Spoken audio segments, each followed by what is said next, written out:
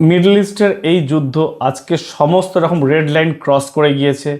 USA এবং Israel আর Iran যে তাণ্ডবটা আজকে মিডল ইস্টে করছে, আজকে মিডল ইস্টে একটা সাইকোলজিক্যাল ওয়ারফেয়ারের ভিতরে চলে গিয়েছে, এবং যেটা খুবই মানে শোনার পর থেকে নিজের মাথা এবং নিজের হৃদয়কে কন্ট্রোল করা খুবই কঠিন হয়ে যায় এবং খুবই দুঃখজনক ঘটনা।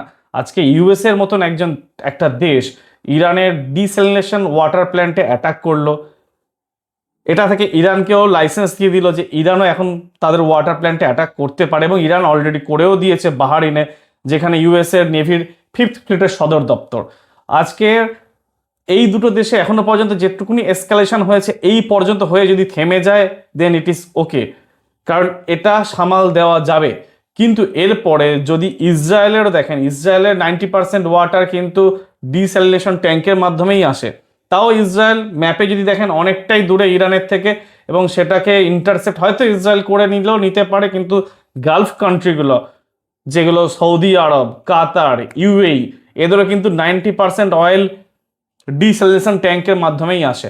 আজকে প্রত্যেকটা কাতারবাসী, সৌদি আরব এবং ইউএই লোকেরা কিন্তু আজকে ভয়ে ভয়ে থাকবে। এটা কিন্তু একটা সাইকোলজিক্যাল ওয়ার হয়ে গেছে আজকে, যে কোনো সময় ডিস্যালিনেশন প্ল্যান্টে যদি অ্যাটাক করে একটা জলের জন্য যে ক্রাইসিস তৈরি হবে, এটা তৃতীয় বিশ্বযুদ্ধ শুরু হতে আর বেশিক্ষণ সময় লাগবে না।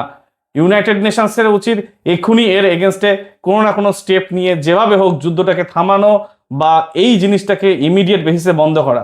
দর্শক বন্ধুরা, আপনাদের কাছে একটা অনুরোধ করব যে এই ভিডিওটাকে বেশি বেশি করে লাইক করুন, বেশি বেশি করে শেয়ার করুন, যাতে এই খবরটা চারিদিকে ছড়িয়ে যায়, এবং আমাদের দেশীয় মিডিয়াগুলো যাতে এই খবরটা অন্তত হাইলাইট করে, যাতে যুদ্ধটা যত তাড়াতাড়ি সম্ভব থামানো যায়।